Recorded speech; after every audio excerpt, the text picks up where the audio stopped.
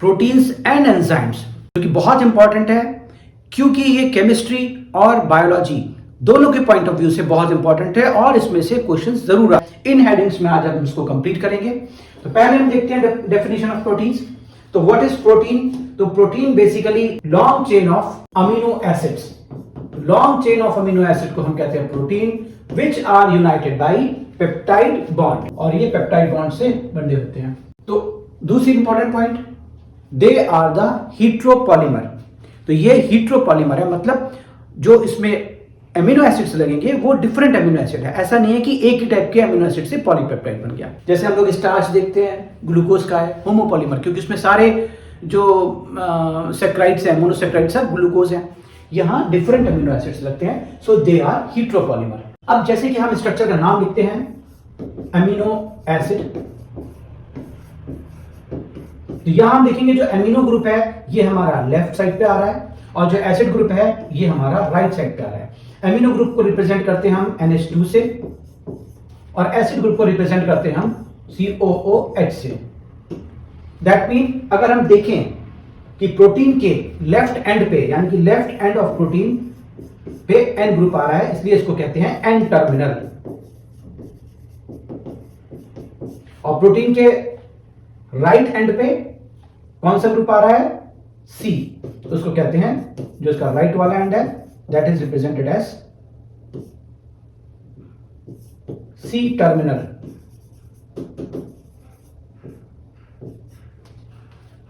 तो ये N and C terminals हो गए। इसके बाद हम ये देखते हैं कि प्रोटीन जो है मोस्ट कॉमन या मोस्ट अबंडेंट प्रोटीन कौन सा है। तो होल बायोस्फीयर में जो मोस्ट अबंडेंट है दैट इज रुबिस्को। रुबिस्को आपको याद होगा, फोटोसिंथेसिस में पढ़ते हैं हम लोग।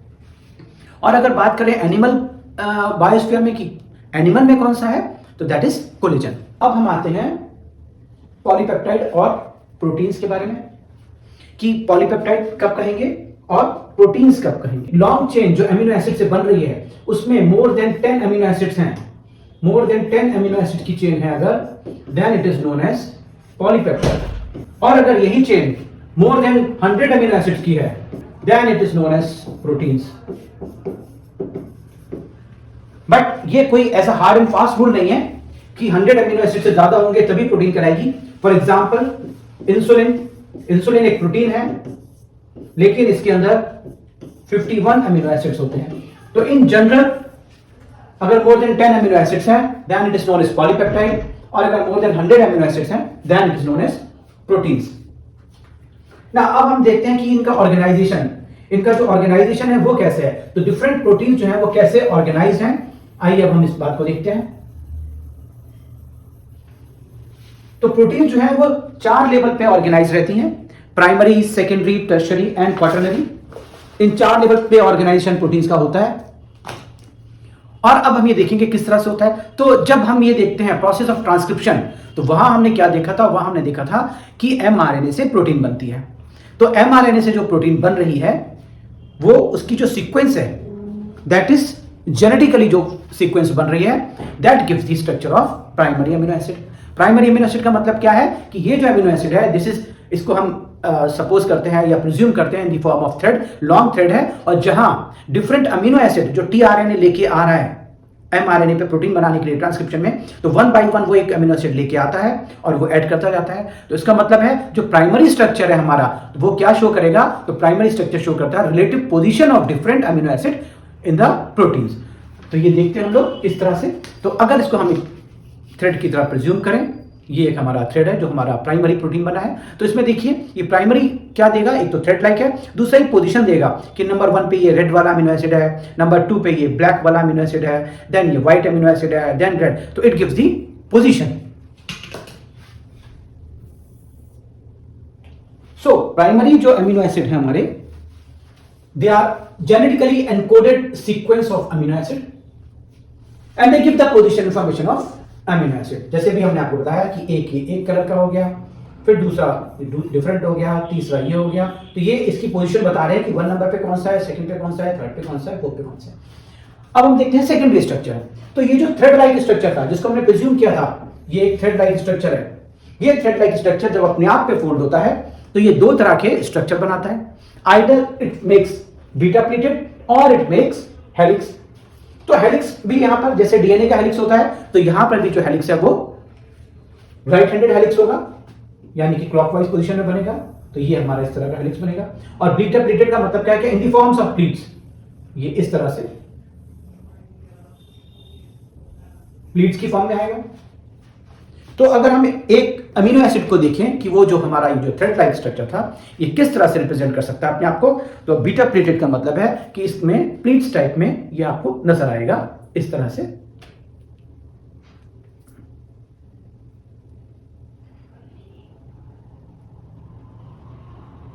इस तरह से इसके आपस में प्लीट्स बन जाएंगे। So this is what we call the beta pleated. और अगर हम हेलिक्स की बात करें तो हेलिक्स का मतलब क्या है? हेलिक्स का मतलब जब हमने वहां भी पढ़ा था डीएनए में कि हेलिक्स का मतलब होता है कि वो एक हेलिकल फॉर्म में अपने आप को रिप्रेजेंट करे, जो थ्रेड था वो आपको हेलिक्स की फॉर्म में बन जाए, और जो उसका मूवमेंट होगा दैट इज राइट हैंडेड। तो राइट हैंड में मूवमेंट करेगा, राइट हैंड का हेलिक्स होगा। अगर आपकी तरफ से देखेंगे तो ये क्लॉकवाइज चलता हुआ इस तरह से हेलिक्स आएगा। तो अगर हम ये देखें, this is form of helix. तो यही बीटा जो हमारा थ्रेड लाइक स्ट्रक्चर था वो अब हेलिकल फॉर्म में कन्वर्ट हो गया ना। अब हम देखते हैं टर्शरी स्ट्रक्चर। तो टर्शरी स्ट्रक्चर का मतलब क्या है? टर्शरी स्ट्रक्चर का मतलब है कि ये जो हमारा सेकेंडरी स्ट्रक्चर था, फोल्डिंग ऑफ सेकेंडरी, जो सेकेंडरी स्ट्रक्चर बना था, ये फिर अगेन अपने आप में दोबारा से फोल्ड होता है, क्योंकि इसको ऑर्गेनाइज होना है। तो ये दोबारा से फिर अपने आप पे फोल्ड हो जाता है, और फिर अगेन ये दो तरह के स्ट्रक्चर बनाता है। और इसमें जो साइड चेन्स हैं अमीनो एसिड्स में, उनके आपस में इंटरेक्शन की वजह से ये टर्शरी फॉर्म हमारी आ जाएगी। टर्शरी फॉर्म की इंपॉर्टेंस क्या है कि एक तो ये कि 3 डायमेंशनल स्ट्रक्चर जो प्रोटीन का है that is because of tertiary. और इंपॉर्टेंट पार्ट क्या है कि biological activity of enzyme is also. तो ये दो इंपॉर्टेंट पॉइंट इसके यहां आ गए हैं कि एक तो ये 3 डायमेंशनल व्यू देता है, और दूसरा ये बायोलॉजिकल एक्टिविटी ऑफ एंजाइम भी देता है। तो जब ये टर्शरी बनता है तो टर्शरी जो है अपने आप को दो फॉर्म में रिप्रेजेंट करता है। इट इज आइदर फाइब्रस या ग्लोब्यूलर। फाइब्रस का मतलब क्या हो गया? डिफरेंट चेन्स हैं, जो हमारा ये अभी हम देखा था सेकेंडरी में हेलिकल है और अल्फा हेलिकल। हेलिक्स वाला मोर कॉमन है देन बीटा प्लेटेड। तो इस तरह से एक हेलिक्स की एक लग गया, देन दूसरा नीचे लग गया, देन तीसरा नीचे लग गया, चौथा नीचे लग गया। इस तरह से पैरेलल अरेंजमेंट ऑफ दी जो सेकेंडरी हेलिक्स था उसका, और वो इसको जो शेप देता है that is known as fibrous. तो इसमें इस तरह से ये आपस में इस तरह से पैरेलल एक दूसरे के लग जाते हैं, और ये आपको फाइब्रस की देता है। और फाइब्रस को अगर आप देखें, कोई धागा, आपको उसको याद करने का तरीका, किसी धागे को आपने अगर किसी पानी में डाला तो ये डिसॉल्व नहीं होता, तो दे आर नियरली इनसॉल्युबल। या हम इनको कह देते हैं कि फाइब्रस प्रोटीन्स आर कम सॉल्युबल, दे आर कम सॉल्युबल। तो कम का हम अगर एग्जांपल देखें फाइब्रस के, तो K for keratin and M for myosin. तो हमारे ये दोनों एग्जांपल भी इसमें आ गए। दे आर नियरली इनसॉल्युबल या कम सॉल्युबल। तो ये दोनों एग्जांपल हम इस तरह से याद कर लेंगे। अब हम आते हैं ग्लोबुलर। मतलब ये जो हमारा सेकेंडरी स्ट्रक्चर था, ये अपने आप को गोल फॉर्म में यानी कि स्फेरिकल फॉर्म में अपने आप को अरेंज कर लेता है। ये इस तरह से था, और इसने अपने आप को एक ग्लोबुलर फॉर्म में इकट्ठा कर लिया। तो ये ग्लोबुलर फॉर्म में इकट्ठा हो गया, then it is known as globular. अब ये ग्लोबुलर जो है, अब इसको हम ऐसे याद करते हैं, कोई गोल चीज है, नमक है या किसी चीज के साल्ट है, उसको हमने पानी में डाला, डिसॉल्व हो जाते हैं, तो दे आर सॉल्युबल। तो दे आर कम सॉल्युबल या nearly insoluble, they are soluble in all liquids. इसको याद करने के लिए हमने जो टर्म यूज करी, they are soluble in all liquids. और इन का मतलब हो गया हमारा यहां पे इंसुलिन, और ऑल का मतलब हो गया हमारा यहां पे एल्ब्यूमिन। तो इस तरह से हमें इसके एग्जांपल याद हो जाते हैं कि फाइब्रस कम सॉल्युबल है, keratin and myosin, and globular soluble है इन ऑल लिक्विड्स, तो इंसुलिन एंड एल्ब्यूमिन। देन हम आते हैं quaternary structure of the protein. तो क्वाटरनरी स्ट्रक्चर ऑफ प्रोटीन का मतलब क्या है कि अगर कोई प्रोटीन जो है वो मोर देन 2 पॉलीपेप्टाइड चेन की बनी है, तो यहां पर पॉलीपेप्टाइड चेन एक से ज्यादा है, तो उनका आपस में स्पेशल जो अरेंजमेंट है वो कैसा होगा? तो 2 पॉलीपेप्टाइड चेन आपस में किस तरह से अरेंज होगी, that is known as quaternary arrangement of polypeptide. और 2 पॉलीपेप्टाइड चेन का अगर हम एग्जांपल याद करें, तो जब हमने पीछे चैप्टर पढ़ेंगे अभी हम आगे, तो उसमें आ जाएगा हीमोग्लोबिन, हीमोग्लोबिन में 2 अल्फा एंड 2 बीटा चेन्स होती हैं। तो 2 अल्फा एंड 2 बीटा चेन्स का आपस में जो अरेंजमेंट है that gives a quaternary structure. ना अब हम वापस आते हैं कि प्रोटीन में बॉन्ड्स कौन कौन से होते हैं। तो जो पेप्टाइड आपस में डिफरेंट प्रोटीन अटैच हो रहे थे that was the peptide bond. उसके बाद वो आपस में उन्होंने सेकेंडरी स्ट्रक्चर बनाया तो में हाइड्रोजन बॉन्ड भी ऐड हो गए। Then secondary and tertiary structure जो है basically they are stabilized bye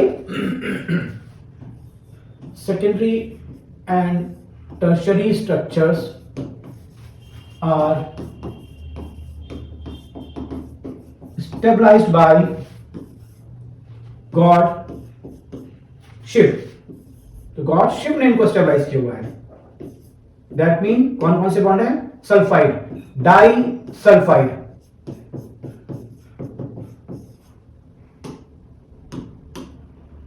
hydrogen, H for hydrogen bond, I for ionic bond and V for van der Waals force. So secondary and tertiary structure are organized by God Shiv. तो ये हमारे bonds हो जाते हैं। Then इसके बाद हम आते हैं एक इंपॉर्टेंट प्रोसेस है जिसे कहते हैं डीनेचुरेशन। तो डीनेचुरेशन में क्या होता है कि जब डीनेचुरेशन का मतलब है कि प्रोटीन को हाई टेम्परेचर पे अगर उसको बर्न किया, हाई टेम्परेचर की वजह से क्या होगा, उसके जितने हाइड्रोजन बॉन्ड्स होते हैं वो सब ब्रेक हो जाते हैं।